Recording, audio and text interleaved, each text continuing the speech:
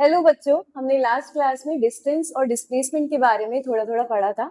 आज हम करने जा रहे हैं डिस्टेंस और डिस्प्लेसमेंट से रिलेटेड क्वेश्चंस। तो हमने लास्ट क्लास में जैसे कि पढ़ा था कि डिस्टेंस जो होता है वो एक्चुअल पाथ में अगर कोई ट्रेवल कर रहा है तो उसको हम डिस्टेंस कहते हैं, और डिस्प्लेसमेंट क्या होता है, शॉर्टेस्ट पाथ। आज हमने इससे रिलेटेड क्वेश्चंस करने हैं। अगर डिस्टेंस ट्रेवल कर रहे हैं स्ट्रेट लाइन में या फिर सर्कुलर लाइन, और displacement in a straight line and a circular path. तो पहला क्वेश्चन इससे रिलेटेड आता है, कैलकुलेट डिस्टेंस एंड डिस्प्लेसमेंट। ये एक सीधी स्ट्रेट लाइन है। यहाँ पे एक गाड़ी ट्रेवल कर रही है from point A to B to C and to point D.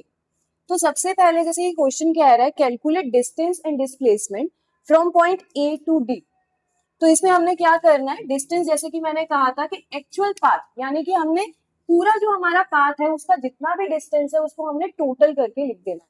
तो यहाँ पे जैसे कि लिखा हुआ है फ्रॉम ए टू डी, तो हमने ये सारी वैल्यूज को क्या कर देना है, ऐड कर देना है।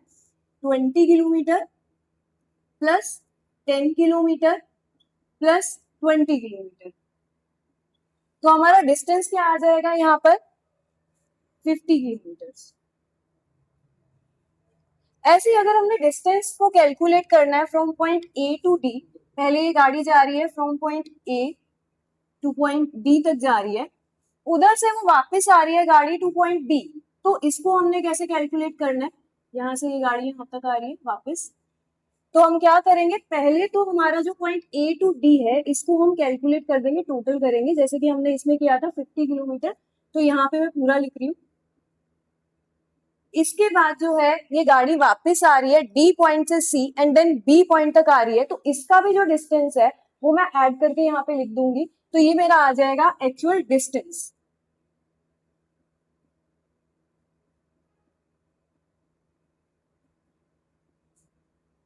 तो यहाँ पे आ गया 80 किलोमीटर जो डिस्टेंस ट्रेवल हुआ from point A to D then वापस टू पॉइंट बी। इसके बाद हमने क्या कैलकुलेट करना है, डिस्प्लेसमेंट। देखो मैंने क्या कहा था कि डिस्प्लेसमेंट जो होता है शॉर्टेस्ट डिस्टेंस होता है या शॉर्टेस्ट पाथ होता है जो ट्रेवल होता है। तो इसमें हमने क्या करना है कि ए टू डी हम कैलकुलेट नहीं करेंगे अगर वो इंसान वापस आ रहा है तो, ठीक है।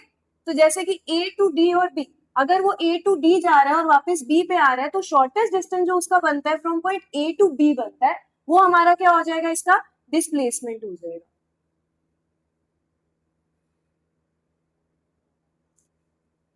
कितने किलोमीटर है, 20 किलोमीटर। तो ये हमारा डिस्प्लेसमेंट हो जाएगा from point A to B then वापस टू पॉइंट बी।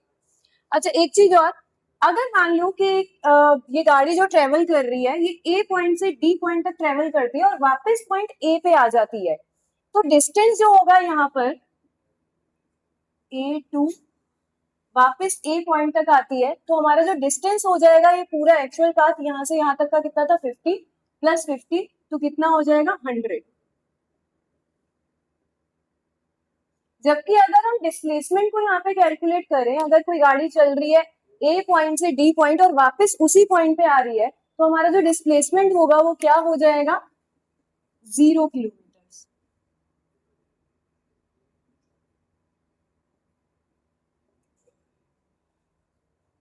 ठीक है। तो डिस्प्लेसमेंट जो है बेसिकली क्या होता है, जब अगर कोई गाड़ी एक ही पॉइंट से चल रही है और वापस उसी पॉइंट पे आ रही है तो डिस्प्लेसमेंट हमारा 0 रहेगा, वहां पे कोई भी किलोमीटर कैलकुलेट नहीं होगी। तो अब हम करेंगे सर्कुलर पाथ में डिस्टेंस और डिस्प्लेसमेंट को कैलकुलेट। तो जैसे कि क्वेश्चन कह रहा है calculate distance and displacement in a circular path of radius 7 centimetre. ये हमारा सर्कुलर पाथ है और इसमें कोई ऑब्जेक्ट मूव कर रहा है फ्रॉम पॉइंट ए और वापस आ रहा है किस पॉइंट पर, ए पॉइंट पर ही वापस आ रहा है। तो इसमें डिस्टेंस क्या होगा, जैसा कि हम लोग जानते हैं कि अगर हमें सर्कुलर पाथ या फिर बाहर की बाउंड्री को कैलकुलेट करना है तो उसका बेसिकली सर्कल का क्या होता है, वो सरकमफ्रेंस होता है। तो अगर हम डिस्टेंस ट्रेवल कर रहे हैं on the outer boundary of a circular ground, तो उसका जो डिस्टेंस होगा वो कैसे कैलकुलेट होगा, फ्रॉम दिस सर्कमफ्रेंस। तो यहाँ पे क्या है, ए पॉइंट टू ए पॉइंट आ रहा है, फुल सर्कल ट्रेवल कर रहा है, तो डिस्टेंस क्या होगा उसका, सर्कमफ्रेंस, जो कि क्या होता है फॉर्मूला सर्कमफ्रेंस का, 2πr। तो इसी के अंदर हम वैल्यूज डाल देते हैं, 2 पाई की वैल्यू 22/7 और आर की वैल्यू दी हुई है यहाँ पर 7 सेंटीमीटर, तो यहाँ पे डाल देते, ये 7 से 7 कटा, तो हमारा जो आंसर आएगा वो 44 सेंटीमीटर आ जाएगा सरकमफ्रेंस, यानी कि डिस्टेंस आ जाएगा उस पाथ का। अगर हमें डिस्प्लेसमेंट कैलकुलेट करना है फुल सर्कल का, तो जैसे हमने स्ट्रेट लाइन में पढ़ा था, अगर वो एक पॉइंट से निकल के वापस उसी पॉइंट पे आ रहा है और ऐसी सर्कल के अंदर हो रहा है, ए पॉइंट से निकल के वो वापस इसी पॉइंट पे आ रहा है, तो उसका जो डिस्टेंस होगा वो कितना हो जाएगा, 0 सेंटीमीटर। ठीक है, चलिए अब करते हैं हाफ सर्कल। अगर कोई गाड़ी ट्रेवल कर रही है, कोई ऑब्जेक्ट ट्रेवल कर रहा है, हाफ सर्कल ट्रेवल कर रहा है, यानी कि इधर से निकल के कहाँ पहुंच जाता है, बी पॉइंट पे पहुंचता है, तो यहाँ पे क्या है, हाफ सर्कल। जैसे कि हमने इधर डिस्टेंस कैलकुलेट किया था फुल सर्कल का, तो हाफ सर्कल का क्या हो जाएगा, 2πr तो रहेगा यहाँ पर, बट क्या हो जाएगा, ये हाफ सर्कल, यानी कि डिवाइड कर देंगे उसको 2 से, तो 2 से इधर 2 कट गया, यहाँ पर आ जाता है पाई की वैल्यू 22/7 इंटू आर की वैल्यू 7, तो हमारा डिस्टेंस क्या हो जाएगा यहाँ पर 22 सेंटीमीटर। ऐसे अगर हम डिस्प्लेसमेंट की बात करें, यहाँ पर हाफ सर्कल के डिस्प्लेसमेंट की बात करें, यहाँ पे मैं डिस्टेंस लिख देती हूँ, डिस्प्लेसमेंट हाफ सर्कल का, तो यहाँ पे हाफ सर्कल में डिस्प्लेसमेंट क्या होगा, shortest path. Again shortest path क्या रहेगा हमारा यहाँ पे हाफ सर्कल का, from point A to B, ये वाला पाथ, तो ये हमारा हो जाएगा डिस्प्लेसमेंट। तो डिस्प्लेसमेंट यहाँ पर पॉइंट ए टू बी, जो कि क्या है उसका डायामीटर, और डायामीटर की अगर वैल्यू निकालें तो रेडियस क्या दिया हुआ है 7 सेंटीमीटर, हाफ ये, और ये भी क्या हो जाएगा 7 सेंटीमीटर, तो इन दोनों को हम ऐड कर देते हैं, तो कितना आ जाएगा हमारा 14 सेंटीमीटर, जो कि उसका क्या रहेगा डिस्प्लेसमेंट ऑफ हाफ सर्कल। इसके बाद जो है हमारे पास, ये बहुत इंपॉर्टेंट है, स्केलर और वेक्टर क्वांटिटी। तो फिजिक्स के अंदर ये क्वांटिटी जानना बहुत ज्यादा इंपॉर्टेंट है, क्योंकि ये पूरे चैप्टर के अंदर वो पूछेगा कौन सी क्वांटिटी स्केलर क्वांटिटी है और कौन सी क्वांटिटी वेक्टर क्वांटिटी है। तो स्केलर क्वांटिटी वो होती है जो कि हमें सिर्फ मैग्नीट्यूड के बारे में बताती है। मैग्नीट्यूड क्या होता है, वैल्यू, एक्चुअल वैल्यू। अगर मैं कह रही हूँ डिस्टेंस 2 किलोमीटर या 3 किलोमीटर, दैट इज मैग्नीट्यूड, तो यहाँ पे वो क्या है, स्केलर क्वांटिटी। बट अगर मैं किसी चीज को मैग्नीट्यूड प्लस उसकी डायरेक्शन के साथ भी बता रही हूँ, तो वो कौन सी क्वांटिटी होती है, वो वेक्टर क्वांटिटी होती है। यहाँ पे जो डिस्टेंस होता है हमारा, वो सिर्फ वैल्यू के बारे में बताता है। आप कहीं भी ट्रेवल कर रहे हैं तो वो सिर्फ डिस्टेंस बता रहा है, आपको डायरेक्शन नहीं बता रहा, तो वो कौन सी वैल्यू है, स्केलर क्वांटिटी है। और अगर वो डायरेक्शन भी बता रहा है तो वो होती है वेक्टर क्वांटिटी। तो डिस्टेंस हमारी जो है वो स्केलर क्वांटिटी है, और डिस्प्लेसमेंट जो होता है वो हमारा वेक्टर क्वांटिटी होता है, जो कि डायरेक्शन प्लस मैग्नीट्यूड को दिखा रहा होता है।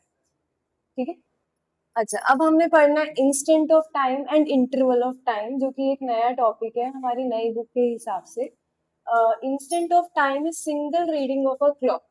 जैसे कि ये घड़ी है, तो घड़ी में 4 बज रहे हैं, तो यहाँ पे जो इंस्टेंट ऑफ टाइम रहेगा वो 4 o'clock या 4 PM रहेगा हमारा। और इंटरवल ऑफ टाइम क्या होता है, time duration between 2 instants of time. जैसे कि अगर मैं कह रही हूँ 4 PM to 6 PM, तो यहाँ पे होता है 2 hours, जो कि क्या है हमारा इंटरवल ऑफ टाइम। इसके बाद जो आता है हमारे पास uniform motion and non uniform motion. Uniform motion जब कोई भी ऑब्जेक्ट ट्रेवल कर रहा है equal distance in equal interval of time. जैसे कि यहाँ पे ग्राफ बना हुआ है, तो ये ग्राफ शो कर रहा है यूनिफॉर्म मोशन, जो कि क्या है, अपवर्ड मूविंग है, स्ट्रेट लाइन मोशन है। यहाँ पे डिस्टेंस शो कर रहा है और टाइम शो कर रहा है, तो यहाँ पे डिस्टेंस का इंटरवल और टाइम का इंटरवल जो रहेगा वो सेम रहेगा। जैसे अगर मैं यहाँ पर रीडिंग शो कर दूं डिस्टेंस की, क्या आ रही है, तो 0, 20, 40, 60, 80, और यहाँ पे टाइम हमारा 2, 4, 6, 8, 10। तो अगर इस ग्राफ को मैच किया जाए तो कुछ इस तरीके से ये बनेगा ग्राफ, जो कि कैसा रहेगा हमारा, अपवर्ड मूविंग रहेगा, अपवर्ड स्लोपिंग रहेगा, जिसको हम कहते हैं यूनिफॉर्म मोशन, जहाँ पे डिस्टेंस का इंटरवल और टाइम का इंटरवल जो रहेगा वो सेम रहेगा। और उसके बाद आता है non uniform motion. If unequal distance is travelled in equal interval of time, तो उसको हम क्या कहते हैं, नॉन यूनिफॉर्म मोशन बोलते हैं। इसके बाद हमने जो इम्पोर्टेंट टॉपिक है वो हमारा एवरेज स्पीड, इसको पढ़ रहे हैं। एवरेज स्पीड क्या शो करती है कि एक ऑब्जेक्ट कितना फास्ट और स्लो ट्रेवल कर रहा है। तो इट शोज हाउ फास्ट और slow an object moves. Average speed का जो फॉर्मूला रहेगा, क्योंकि डिस्टेंस को शो कर रहा है तो टोटल डिस्टेंस ट्रेवल्ड। अब डिस्टेंस हो सकता है कि ज्यादा भी ट्रेवल कर रहा हो, कम भी ट्रेवल कर रहा हो, तो एवरेज स्पीड क्या शो करेगी, टोटल डिस्टेंस, जो कि डिवाइड हो जाएगा टाइम इंटरवल के साथ। जितना भी टाइम वो ले रही है वो डिस्टेंस ट्रेवल करने में, इसको हम क्या कहते हैं, एवरेज स्पीड बोलते हैं। अब एवरेज स्पीड का जो ऐसा यूनिट होता है वो मीटर पर सेकेंड या फिर किलोमीटर पर आवर सेम होता है। जैसा हमने स्पीड में पढ़ा था वही एवरेज स्पीड का भी रहेगा। अच्छा, एक चीज और, एवरेज स्पीड जो होती है स्केलर क्वांटिटी होती है। हमने अभी थोड़ी देर पहले पढ़ा था कि स्केलर क्वांटिटी और वेक्टर क्वांटिटी क्या होती है। तो स्केलर क्वांटिटी वो जहां पे डायरेक्शन नहीं शो हो रही है। सिंस फॉर्मूले के अंदर जो है यहाँ पे ऊपर डिस्टेंस आ रहा है, और डिस्टेंस भी जो है हमारा क्या है, एक स्केलर क्वांटिटी है। तो इसीलिए ये भी क्या रहेगा हमारा, एवरेज स्पीड भी क्या रहेगा हमारा, स्केलर क्वांटिटी ही रहेगा। ठीक है, अब हमने पढ़ लिया था एवरेज स्पीड क्या होता है। अब हम शुरू कर रहे हैं एवरेज वेलोसिटी। एवरेज वेलोसिटी क्या होता है, जब स्पीड में डायरेक्शन जुड़ जाती है तो उसको हम कहते हैं एवरेज वेलोसिटी। अगेन जब डायरेक्शन जुड़ेगी तब इस क्वांटिटी को हम कहेंगे वेक्टर क्वांटिटी। डिफाइन को देखते हैं जरा। Average velocity is distance travelled by a body per unit time in a given direction. अगर कोई बॉडी ट्रेवल कर रही है कुछ distance in a given direction तो हम उसको कहते हैं एवरेज वेलोसिटी।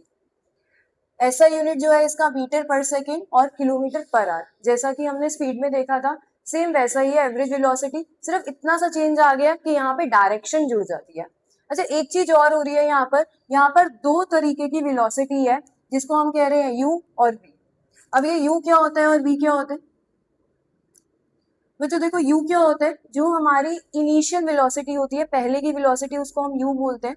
और वी जो होता है फाइनल वेलोसिटी, जो बाद की वेलोसिटी बनती है उसको हम वी बोलते हैं। तो यहाँ पे जो है एक बॉडी ट्रेवल कर रही है from point A to B then to point C. तो जो पहले वाली वेलोसिटी है इसकी, ये यू है 20 किलोमीटर पर आवर। देन जो बी है वो है बाद की वेलोसिटी, जिसको हम कहेंगे 30 किलोमीटर पर आवर। इसका एक दूसरा फॉर्मूला भी है, क्योंकि देखो हमने डेफिनेशन के अंदर इसको डिस्टेंस को यहाँ पे इंक्लूड किया है। तो अगेन ये किससे रिलेटेड है, ये स्पीड से रिलेटेड है। तो स्पीड का जैसे कि फॉर्मूला था डिस्टेंस अपॉन टाइम, यहाँ पे डायरेक्शन जुड़ गई तो यहाँ पे हमने क्या कर दिया, डिस्प्लेसमेंट अपॉन टाइम कर दिया। इसको सेम वही रहेगा, स्पीड जैसा फॉर्मूला है, सब चीजें स्पीड जैसी है, सिर्फ यहाँ पे हमने डायरेक्शन की वजह से कुछ चेंजेस कर दिए, जैसे कि ऊपर डिस्प्लेसमेंट डाल दिए। और यहाँ पे दो चीजें आ गई, यू और वी। यू क्या है, इनिशियल वेलोसिटी, और वी क्या है, हमारी फाइनल वेलोसिटी है। फॉर्मूले में अगर हम ये सब चीजें डालते हैं, जैसे कि यहाँ पे था यू और वी, फॉर्मूला लिख रही हूँ यहाँ पे, average velocity equal to U plus V upon two. U कितना है यहाँ पर 20 प्लस वी कितना है 30 अपॉन में 2, तो 50 अपॉन में 2, जो कि कितना आ जाता है हमारे पास 25 किलोमीटर पर आवर। तो ये आ गई हमारी एवरेज वेलोसिटी। इसके बाद जो है हमने क्या पढ़ना है, एक्सीलरेशन क्या होती है। एक्सीलरेशन क्या होती है, जब हम स्पीड में या वेलोसिटी में जो है चेंजेस कर रहे हैं, या तो स्पीड को बढ़ा रहे हैं घटा रहे हैं, तो उसको हम क्या कहते हैं, एक्सीलरेशन बोलते हैं। ऐसी इसकी डिफाइन इसी तरह बनेगी, rate of change of velocity. अच्छा, जहां भी फिजिक्स के अंदर डेफिनेशन के अंदर रेट ऑफ लग जाए ना, तो हर एक के नीचे हम क्या लगा देते हैं, वहां पर टाइम लगा देते हैं। बाकी सब चीजें सेम रहेंगी, जैसे कि यहाँ पे चेंज ऑफ वेलोसिटी है, वेलोसिटी में चेंज, यानी कि क्या कर रहे हैं हम, जो बाद वाली वेलोसिटी है v, उसमें से अगर हम u को माइनस कर देते हैं तो हमारा वो किसको डिनोट करता है, वो चेंज को डिनोट करता है। तो चेंज इन वेलोसिटी क्या है, final velocity minus initial velocity. और डेफिनेशन में क्या लग गया, रेट ऑफ लग गया, तो इसीलिए हमने इसको किससे डिवाइड कर दिया, टाइम से डिवाइड कर दिया। ठीक है, तो ऐसा यूनिट क्या है इसका, मीटर पर सेकेंड स्क्वायर। अगेन यहाँ पे थोड़ा सा चेंज है, जैसे हमने वेलोसिटी में पढ़ा था सिर्फ मीटर पर सेकेंड था, बट यहाँ पर जो है मीटर पर सेकेंड स्क्वायर आएगा एक्सीलरेशन के अंदर। अच्छा, थोड़ा सा इसका फॉर्मूला देखते हैं जरा, क्वेश्चन में डालते हैं। ये क्वेश्चन है, ए जो है, ए से बी जो है, यहाँ पर जो दिया हुआ है इसकी वेलोसिटी दी हुई है 20 किलोमीटर पर आवर। बी तक की वेलोसिटी, बी से सी तक की वेलोसिटी दी है 30 किलोमीटर पर आवर। डालते हैं जरा फॉर्मूले में, a is equal to v minus u upon t. v क्या है यहाँ पर 30 है बाद की वेलोसिटी, और u क्या है पहले की velocity 20 divide by time. Time को हमने 2 आवर्स ले लिया है यहाँ पर, तो डिवाइड करते हैं इसको 10/2 कितना आ जाएगा यहाँ पे 5 kilometre per hour square is the acceleration. अच्छा एक चीज और मैं डिस्कस करना चाहूंगी कि भाई फिजिक्स के अंदर जब भी आप क्वेश्चन करिए तो उसको अच्छे से डिफाइन करके जहां भी जो वैल्यू दी हुई है पहले उसको लिखिए कि हमें क्या क्या चीजें लिखी दी हुई है, क्योंकि इसी से आधा क्वेश्चन सॉल्व हो जाता है। बट अगर आप नहीं लिखेंगे ये सब वैल्यूज तो यहाँ पे नंबर कटते हैं और आगे का क्वेश्चन भी सॉल्व नहीं हो पाता है। ठीक है, अच्छा ये जो एक्सीलरेशन है ये वेक्टर क्वांटिटी है, जैसे हमने देखा था वेलोसिटी जो थी वो भी वेक्टर क्वांटिटी थी और एक्सीलरेशन भी हमारी वेक्टर क्वांटिटी रहेगी, क्योंकि हम डेफिनेशन के अंदर ही वेलोसिटी को इंक्लूड कर रहे हैं। तो वेलोसिटी डायरेक्शन को डिनोट करती है, अगर वो डायरेक्शन को डिनोट करेगी तो एक्सीलरेशन भी डायरेक्शन को डिनोट करेगी, तो ये भी हमारी वेक्टर क्वांटिटी होगी। अच्छा एक्सीलरेशन जो है हमेशा जो रहेगी हमारी पॉजिटिव रहेगी एक्सीलरेशन, बट अगर स्पीड कम हो रही है यानी कि अगर हमारा यहाँ पे जो बी टू सी है ये कम हो रहा है यू से, तो यहाँ पे हमारा आ जाता है एक और कंसेप्ट जिसको हम कहते हैं रिटार्डेशन। अगर बाद वाली स्पीड जो है वो कम है और पहले वाली स्पीड ज्यादा है तो वो होती है रिटार्डेशन, यानी कि क्या कर रहा है स्पीड को जो है ऑब्जेक्ट कम कर रहा है, धीरे धीरे करके किस पे ला रहा है रेस्ट पे लेकर जा रहा है, तो उसको हम क्या कहते हैं रिटार्डेशन बोलते हैं। एक्सीलरेशन हमारा पॉजिटिव निकलता है, जबकि रिटार्डेशन जो होता है हमारा हमेशा क्या निकलेगा नेगेटिव निकलेगा। जैसे ये क्वेश्चन है तो इसमें डाल देते हैं वैल्यूज, वही एक्सीलरेशन वाला फॉर्मूला लगेगा, रिटार्डेशन का कोई अलग फॉर्मूला नहीं होता, सिर्फ आंसर जो है वो नेगेटिव आ जाएगा v minus u upon t. v क्या है यहाँ पर बाद वाली वेलोसिटी क्या है 20 किलोमीटर और पहले वाली वेलोसिटी क्या आ गई हमारी u 30 किलोमीटर डिवाइड बाय 2, तो यहाँ पे कितना आ गया -10/2 जो कि कितना आ जाएगा -5 किलोमीटर पर आवर स्क्वायर। तो रिटार्डेशन जो होता है हमेशा नेगेटिव निकलता है, एक्सीलरेशन हमेशा क्या निकलेगा पॉजिटिव निकलेगा। अच्छा ग्राफ की अगर हम बात करें तो इसका रिटार्डेशन का जो ग्राफ होता है हमेशा डाउनवर्ड स्लोपिंग होता है, नीचे की तरफ इसकी स्लोप शो होगी वेलोसिटी टाइम ग्राफ के अंदर। तो ये था हमारा एक्सीलरेशन एवरेज वेलोसिटी। इसके बाद आते हैं हम uniform acceleration non uniform acceleration.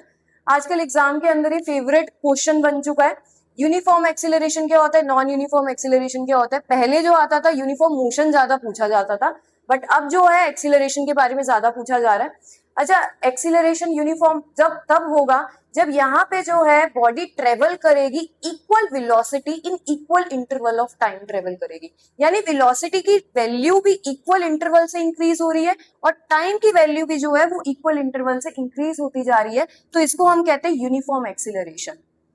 when velocity of a body along a straight line क्यों बोल रहा है बेसिकली, अगर कोई ऑब्जेक्ट सीधी लाइन में ट्रेवल कर रहा है, कोई गाड़ी जो है सीधी चलती जा रही है हाईवे के ऊपर, तो उसका जो मोशन है वो यूनिफॉर्म एक्सीलरेशन वाला मोशन है। तो स्ट्रेट लाइन में ट्रेवल कर रहा है, changes y equal amount in equal interval of time. तो वेलोसिटी जो है बेसिकली इक्वल इंटरवल से चेंज होती जा रही है और टाइम भी इक्वल इंटरवल से इंक्रीज होता जा रहा है, तो इसको कहते हैं यूनिफॉर्म एक्सीलरेशन। और ग्राफ जो है हमेशा अपवर्ड स्लोपिंग बनेगा। अगर हम बात करें नॉन यूनिफॉर्म एक्सीलरेशन की, तो वेलोसिटी जो है वो अनइक्वल इंटरवल से इंक्रीज हो रही है, जबकि टाइम जो है वो इक्वल रहेगा। तो इसको ध्यान रखना, जरा इस चीज को ध्यान रखना, यहाँ पे वेलोसिटी जो है इक्वल अमाउंट, टाइम भी इक्वल अमाउंट। जबकि यहाँ पे नॉन यूनिफॉर्म में आते हैं तो यहाँ पे वेलोसिटी जो रहेगी हमारी अनइक्वल हो जाएगी और टाइम बट दोनों के केस में क्या रहेगा इक्वल रहेगा, टाइम तो बढ़ता ही रहेगा। ठीक है, तो यहाँ तक हमारा था, ये सब खत्म हो गया। थ्योरी जो है अभी तक की खत्म हो गई है। अब इसके बाद जो है हमने थोड़े से ग्राफ के क्वेश्चंस करने हैं और मोशन की इक्वेशंस को भी डिराइव करेंगे और उसके बाद जो है हम एनसीईआरटी के क्वेश्चंस वगैरह को भी सॉल्व करेंगे।